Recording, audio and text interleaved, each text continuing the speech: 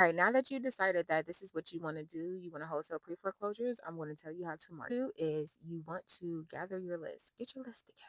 All right. Once you get your list, let's say it's a list of 50 properties, you are going to divide those properties into zip codes. Once you divide them into zip codes, you are going to get your letters together so that you can start going and dropping these letters off. Maybe asking, like, okay, Ashley, how often should I do this? Good question. So, you're going to do this 1 to 2 times a week.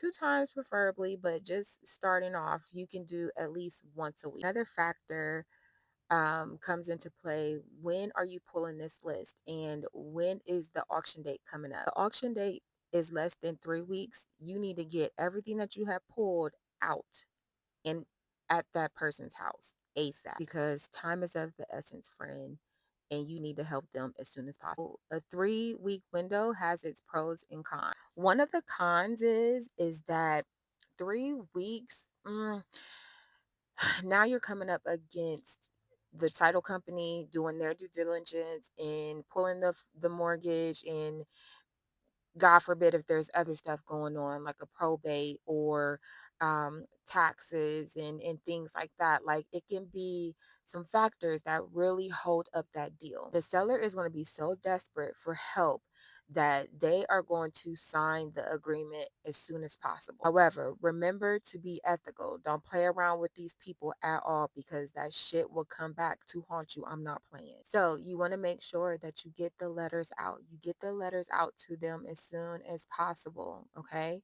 And you want to do this 1 to 2 times a week. Okay, so that's a couple tips and tricks for how to wholesale pre foreclosures.